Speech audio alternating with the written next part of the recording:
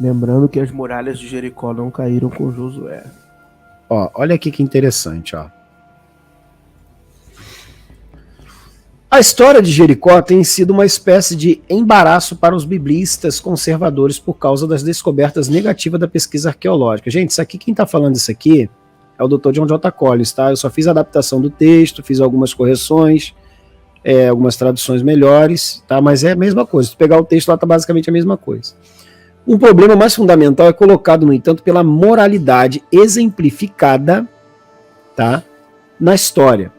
Josué instruiu os israelitas que a cidade e tudo que nela há serão consagrados ao Senhor para a destruição, lá em Josué 6,17, com exceção da prostituta Raabe, né, que Raabe nós já sabemos o que é, né, uma divindade, né, cananita,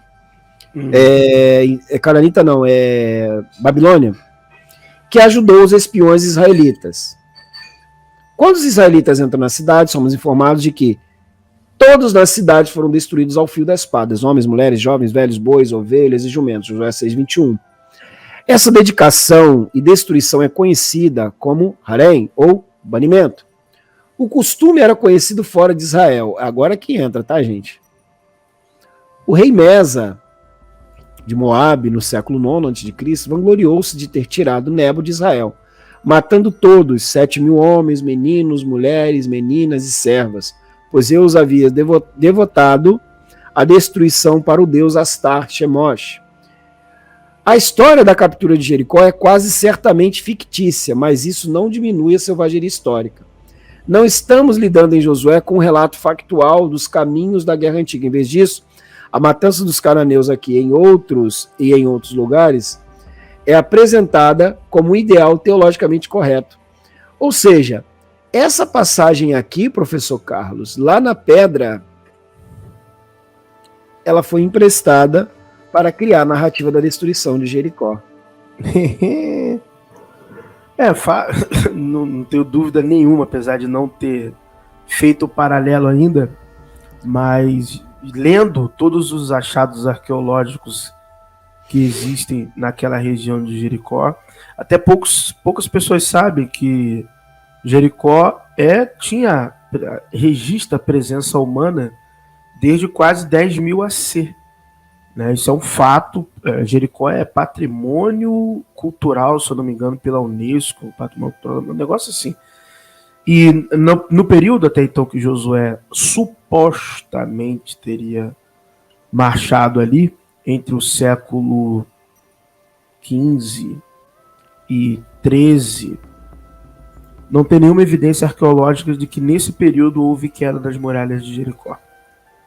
Mas nenhuma evidência, nem de um exército de mais de 600.000 soldados marchando sobre Canaã, nem o exército de 1 milhão de Davi depois. A Bíblia fala que Davi tinha mais de 1 milhão de soldados. Isso aí é uma ofensa à inteligência humana muito grande. Não tem um vestígio, não tem nada. Então esse exército de Josué, ele de fato não existiu. Você tem Mário Liverani, Israel Filkenstein, professor José Ademar Kaefer. Você tem uma série de arqueólogos que mostram os dados, todas as questões envolvidas ali, né, academicamente falando, cientificamente falando, da análise dos estratos das escavações, e você não tem nada. Aliás, não é nem questão de Jericó, não há sinais da destruição que Josué promoveu, de acordo com o relato bíblico. Não, tem mais. Olha aqui o que o Collins analisa aqui, ó. Antes de tudo, para que não fique nas nossas palavras, né? Pô, agora lembrou da Assembleia de Deus, hein? Para que não fique somente nas minhas palavras. Para que não fique somente nas minhas palavras, vou trazer aqui para a amada igreja. Vejam bem, pessoal. Vejam o que o Collins nos traz. Nas palavras de um proeminente arqueólogo, deve ser enfatizado que não há nenhuma evidência na cultura material que indique que esses aldeões do Ferro I se originaram fora da Palestina, nem mesmo na Transjordânia, muito menos no Egito ou no Sinai. Não há nada no material remanescente que sugira que esses aldeões nômades pastoris se estabelecendo ao contrário. Eles parecem ser camponeses qualificados e bem adaptados, há muito familiarizado com as condições locais em Canaã. Ninguém menos que William Dever, tá? E aí briga com ele, tá? Agora olha aqui, ó, isso aqui é um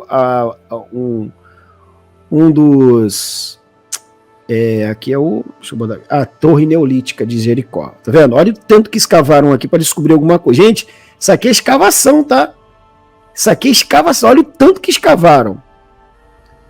Sendo que a escavadora, É ela mesma. Tá?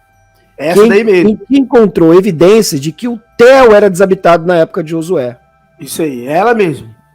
Ela foi premiada, pô. Ela que achou ela que foi a primeira, né, se não me engano, uma das primeiras a escavar o sítio de Tel de Jericó. Pô, Exatamente. ela foi premiadíssima.